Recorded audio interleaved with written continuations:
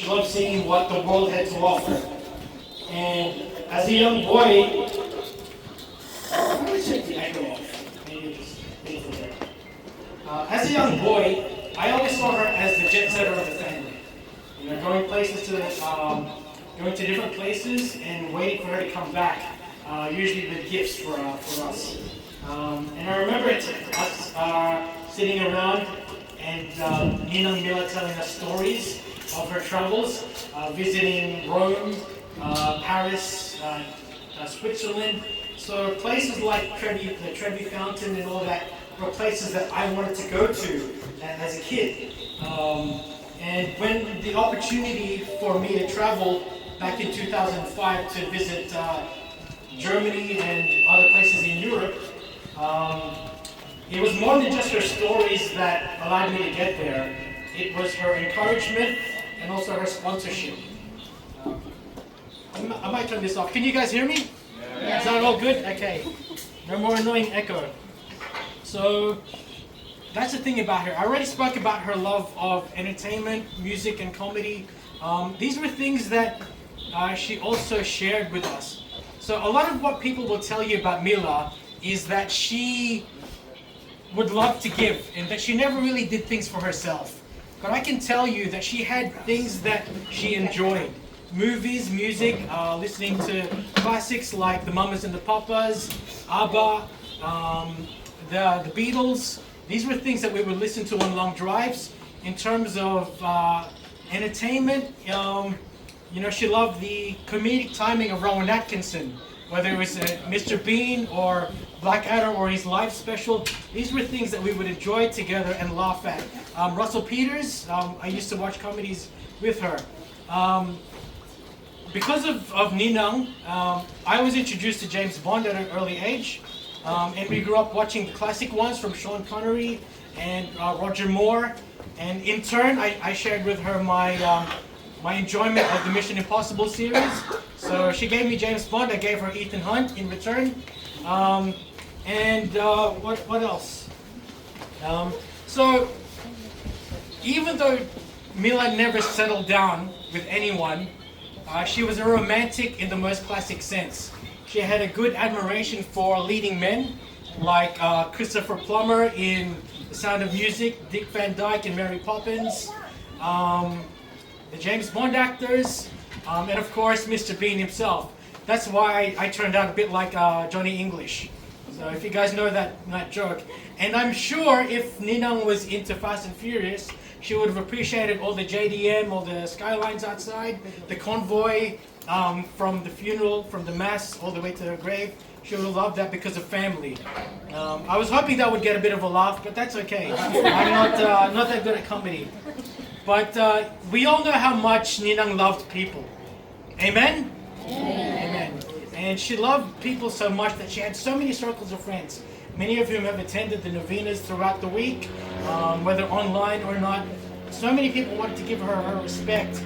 And we're very much thankful because the people that our family knows are because of Ninang and her sisters.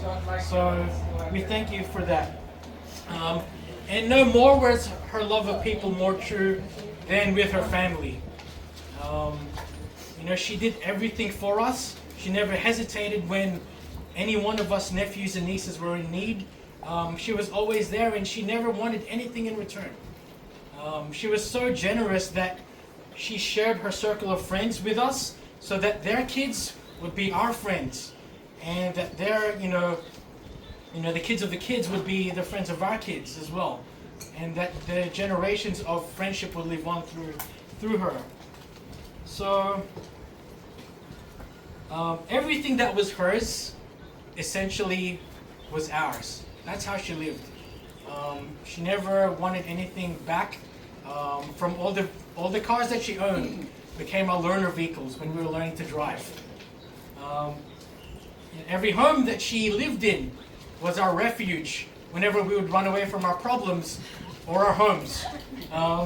We would turn to Ninang Mila. I stayed the longest. Okay, so you got that record. So she bought us our first Optimus Prime toys, our first Power Ranger Megazords, our first Hello Kitties, our first Barbie dolls. And every time, at least I look at my toy shelf, I'm going to see Ninang, because she introduced to me what it meant to be a good person, whether it was through cartoons or movies where good guys shoot bad guys.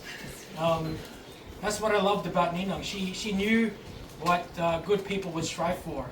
The most important thing, and I think the nephews and nieces can all agree, is she never judged any one of us. Anytime we made a mistake, she would expect more, but she would approach us with open arms. And we had a safe place to run to every time we did something that, made us fall off the path that we were on. She was always there, ready to put us back on that track. So, I want to talk to her right now. Normally, if it was at the church, I'd be looking at her casket where she rests, but I know since her passing, she's been up there in heaven. So, Ninang, you were with us for many of us in our weddings, in the walking us down the aisle or being there at the altar when our own moms couldn't. You inspired each of us to value all that is good in this world. And I believe, and I hope that all of you do, that you, Ninang, are more alive in heaven. And that I believe that you will continue to live on as long as we're sharing everything that you shared with us. So at least for now, see you later. Hopefully not too soon. Please say hi to Jesus, Mama Mary, Saint Joseph, God our Father, Lola and Lola, Tita Sin, Ninang Tita, Mom, the siblings that we've never met of yours, and also to Faith and Gabriel. We love you, Ninang. Live on in here. Rest in power. Rest in peace.